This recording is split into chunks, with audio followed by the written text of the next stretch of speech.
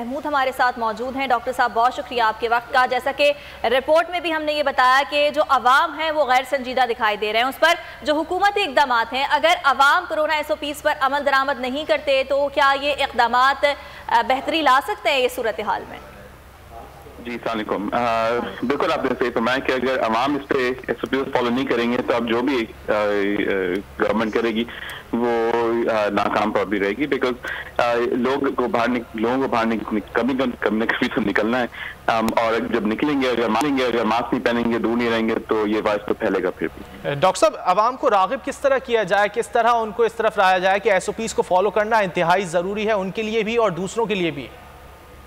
तो ये हम अब तो 1 साल हो गया हम लोगों को बता रहे हैं कि ये काफी सीरियस बीमारी है, एंड जो चीज लोगों को समझने की जरूरत है वो ये कि जो लोग मर रहे हैं इस बीमारी से वो हैं जो कि आपके ज़ईफ लोग हैं जिनकी उम्र 80, 50, 60 साल से ऊपर है।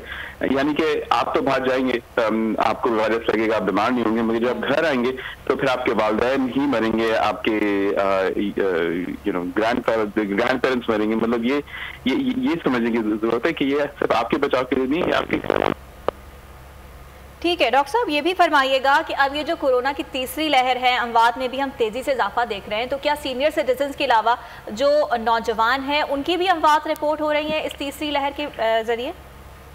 जी बिल्कुल हो रही हैं, एंड उसकी बुनियादी वजह ये है कि जितने ज़्यादा लोग हमारे इन्फेक्ट हो रहे हैं, तो ऑब्वियसली अगर आपके नौजवान में अमवात की शरह सिर्फ 1% 2% अगर है, तो अगर आपके लाखों नौजवान इन्फेक्ट हो रहे हैं तो उसमें भी यानी कि तकरीबन 2% अमवात बहुत ज़्यादा होती हैं। तो हम ये भी देख रहे हैं कि कम उम्र लोग भी इस बीमारी से मर रहे हैं। डॉक्टर साहब, वैक्सीनेशन का अमल भी जारी है और बड़ी उम्र के अफराद जो हैं उनको वैक्सीनेट भी किया जा रहा है, लेकिन अब भी लोगों के दिलों में जो है वो एक खौफ सा है वैक्सीन को लेकर और उस तरह राग़िब नहीं हो रहा है वैक्सीन लगवाने के लिए जिस तरह उन्हें होना चाहिए। क्या कहेंगे आप? तो ये खौफ जो है ना, ये एक्चुअली गलत जगह है। तो खौफ जो होना चाहिए इस वायरस के लिए होना चाहिए, वैक्सीन के खिलाफ नहीं। और वैक्सीन के साइड इफेक्ट बहुत कम है, ज्यादा नहीं है, मगर इस वायरस के जो साइड इफेक्ट है वो बहुत ज्यादा हैं। और हम बात तो करते हैं अमवात के अक्सर, मगर याद रखें कि जिनको ये इन्फेक्शन होता है, अगर उनको हल्की फुल्की बीमारी भी हो तो उनकी जिंदगी उसके बाद नॉर्मल नहीं होती, सांस फूलती रहती है। कुछ ऐसे लोग हैं जिनके अब 3-4 महीने हो गए, अभी तक उनको किसी चीज का जायका नहीं आया और वो जिंदगी ऐसी ही गुजार रहे। और वैक्सीन का इसके बरक्स कुछ लोगों को बुखार होता है, थोड़ा सा जिस्म पे में दर्द होता है और बस। तो अगर यूं देखा जाए तो वैक्सीन तो काफी सेफ है इस वायरस की बच्चे को से कंपेयर करें तो। ठीक है डॉक्टर साहब, ये भी फरमाइएगा कि अब जो ब्राज़ीलियन वेरिएंट और UK वेरिएंट पाकिस्तान में भी आ चुका है, सिंध में भी उसके केसेस रिपोर्ट हुए हैं, इसके जो सिम्टम्स हैं वो क्या कुछ डिफरेंट होते हैं?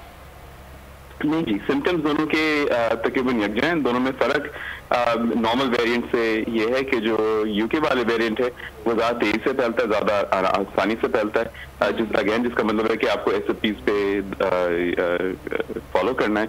और दूसरा जो UK वेरिएंट है उसमें अमवात की शरह थोड़ी सी ज़्यादा होती है। ब्राज़ीलियन वेरिएंट की खास बात यह है कि कुछ वैक्सीन इसके खिलाफ इतना अच्छा काम नहीं करती, मगर सिम्टम्स तकरीबन वही हैं। तो डॉक्टर साहब, जो वैक्सीन्स बनाई गई हैं या मुख्तलिफ ममालिक से दरामद की गई हैं वो इतनी कारगर हैं इन वेरिएंट्स के खिलाफ?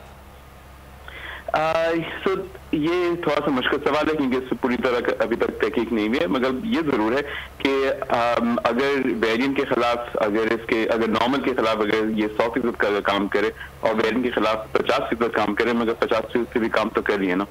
तो यानी कि ऐसा नहीं है कि अगर वेरिएंट है तो वैक्सीन का कोई फायदा नहीं है, वैक्सीन का फिर भी आपको फायदा होगा चाहे वेरिएंट हो या ना हो। ठीक है डॉक्टर साहब, ये फरमाइएगा कि पड़ोसी मुल्क अगर भारत की बात की जाए तो वहाँ पर सूरत हाल दिन ब दिन ख़राब होती जा रही है। डबल म्यूटेंट कोरोना वायरस वहाँ पर पाया जा रहा है। उस वायरस में और जो पूरी दुनिया में वायरस है, पाकिस्तान में वायरस है, उसमें क्या कोई फ़र्क भी है? तो नहीं, बहुत ज़्यादा फर्क नहीं है। देखिए वायरस के बहुत सारे म्यूटेशंस होते हैं, मगर अगेन वही बात, बहुत फोकस हमारा वेरिएंट के ऊपर है कि ये वेरिएंट है या वो वेरिएंट है, मगर एक वेरिएंट को या जो भी वायरस है वो चाहे इसमें जो भी वेरिएशन हो उसको एक से दूसरे के फैलने के लिए यही चाहिए जो कि यानी कि 2 इंसान करीब करीब खड़े हों और मास्क ना पहने हो।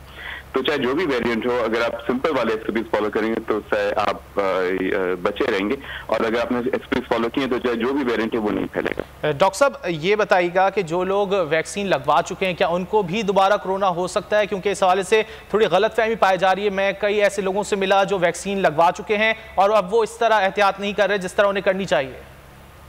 नहीं, बिल्कुल आपने बिल्कुल सही फरमाया। जिनको ये वैक्सीन लग चुकी है उनको ये बिल्कुल कोरोना हो सकता है, बल्कि हमने कई लोग अफराद देखे जिनको वैक्सीन के बाद कोरोना हुआ है। वैक्सीन की सबसे खास बात यह है कि ये आपको शदीद बीमारी से बचाता है, आपको अस्पताल में दाखिले से बचाता है और आपको अमात से बचाता है।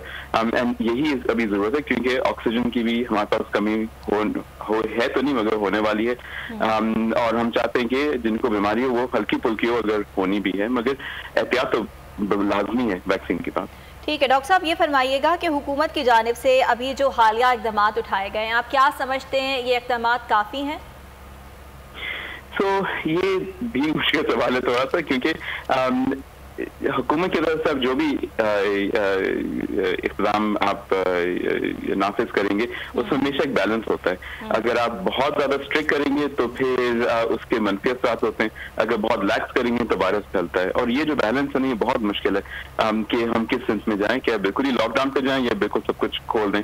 जिन मुल्कों ने बिल्कुल लॉकडाउन किया वो भी रोले हैं, जिन्होंने बिल्कुल खोला है वो भी रोले हैं, जो बीच में अटके हैं वो भी थोड़ा सा। तो है ये कि आपको जो आपके SOPs नहीं, आपके जो रिकमेंडेशन है गवर्नमेंट के, उसको चेंज करने की जरूरत होती है डिपेंडिंग आपके सिचुएशन क्या है। तो अभी जो सिचुएशन देखते हुए जो अभी थोड़ा सा सख्ती शुरू हुई है, मुझे लगता है ये सख्ती बढ़ती रहेगी अगर चीजें कंट्रोल में ना आए। और देखते हैं, सवाल ये कि कितनी जल्दी गवर्नमेंट रिस्पॉन्ड करती है। ठीक है, और चीज़ों को कंट्रोल करने के लिए आवाम को भी जिम्मेदारी का मुजाहरा करना होगा। डॉक्टर फैसल महमूद हमारे साथ मौजूद थे। कोरोना की मौजूदा सूरत हाल पर आप हमसे बात कर रहे थे, बहुत शुक्रिया आपका।